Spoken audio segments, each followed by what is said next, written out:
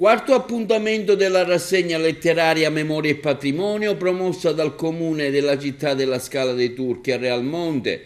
Dedicato al volume C'era una volta il pool antimafia del giudice Leonardo Guarnotta, un membro storico del pool antimafia guidato da Antonino Caponnetto, Giovanni Falcone, Paolo Borsellino e Giuseppe Di Lello. Durante la serata il giudice ha ripercorso la stagione investigativa e giudiziaria che portò alla celebrazione del maxi processo e importanti condanne contro il boss di Cosa Nostra. A fare gli onori di casa il sindaco della città di Realmonte Sabrina Lattuca ha moderato l'evento Calogero Conigliaro. Gli intervenuti sono stati il giornalista Gero Tedesco, Leonarda Gebbia, sorella di Filippo Gebbia, vittima innocente di mafia. L'evento si è svolto presso la Long Beach di Realmonte. Quello di questa sera è l'appuntamento più significativo dell'intera rassegna. Abbiamo con noi qua a Realmonte, e di questo siamo onorati, il giudice Guarnotta, che rappresenta la storia italiana, un uomo giusto, integerrimo, a contribuire alla crescita di questo paese attraverso il rispetto rigoroso delle norme, il rispetto rigoroso della legalità, e quindi ha contribuito a fare sì che si andasse nella giusta direzione. Realmonte vuole essere questo, vuole essere un territorio virtuoso dove la memoria è e deve essere patrimonio, soprattutto per le nuove generazioni che ne devono trarre esempio. I ricordi di quegli anni sono tantissimi, innanzitutto i ricordi di aver avuto la fortuna e l'onore di lavorare con colleghi veramente che mi sono rimasti nel cuore e nella mente. Rocco Chinnici, Antonio Caponnetto, Giovanni Falcone, Paolo Borsellino.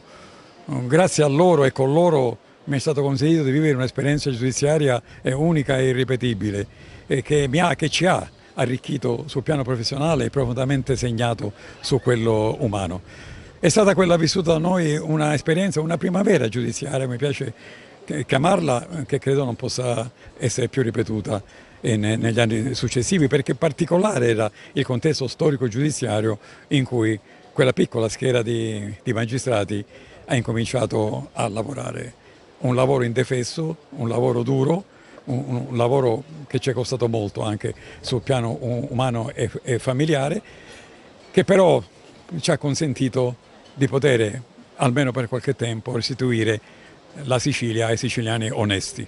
Di quel periodo è rimasto soprattutto il metodo Falcone, cioè il metodo di disporre delle indagini particolari seguendo il denaro, perché nell'istruire un grosso processo di traffico di sostanze stupefacenti tra Palermo e gli Stati Uniti d'America, il personaggio era un certo Rosario Spatola, era un catanese faccendiere e commerciante di droga. Giovanni si rese conto che ormai era riduttivo indagare soltanto in Sicilia. La mafia si era trasferita altrove, non soltanto in Italia, ma in Europa e in tutta Italia.